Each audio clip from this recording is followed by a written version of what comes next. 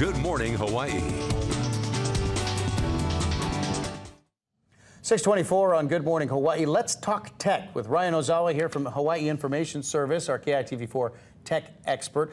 Now, Ryan, I want to talk a little bit something serious here relating to tech. We've been hearing a lot over the last few days of the mass shootings of a website called 8chan, yes, which may have been used as a discussion board for the shooter. What is 8chan? Well, 8chan came to prominence with past mass shootings. And interestingly, it's a spin-off of another site called 4chan. So probably 4 years ago, you might have heard about 4chan. But it turns out even 4chan had limits, and they said, hey, you can't be posting the private information about people to be harassed online. So people who felt in favor of a very strict free speech, anything goes platform set up and moved over to 8chan. And so anything goes on 8chan? Absolutely anything goes. So like 4chan, it's also unfortunately attracted a lot of unsavory elements, from pedophiles to white supremacists and obviously people intent on doing harm. All right, so this is an area for people to express what they call free speech, even though it's hate speech.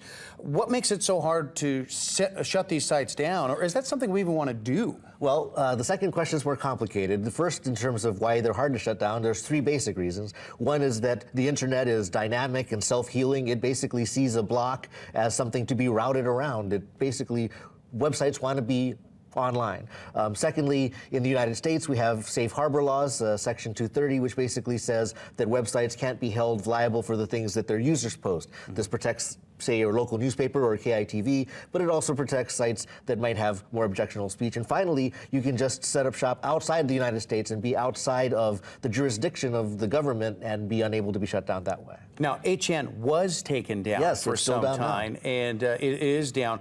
So how did that happen, and what makes that different than, saying, shutting down any other site? Well, the interesting thing is that when a website is in the public eye, there's a lot of focus on people who are supporting it. So in the case of 8chan, people looked up the service providers providing the website hosting, providing the denial of service protection, and basically pressured them to drop them as a customer. From what I understand, 8chan is going to continue to be down until its current operator can testify before Congress. But the fact of the matter is, it does not take too much time to find another home for your website. So literally, all they have to do is take the website and move it to another host provider that doesn't care. To Europe, and they can be right back up and running. Absolutely. All right, so that's a consistent thing that is probably going to be something that people are going to talk about over the next couple of months as 8chan hits to court. Sure. But as we talk about 8chan and 4chan and these sites that eventually find homes online, I mean, short of censoring the content that's on those things, what can people do to protect themselves, or maybe even parents to protect their families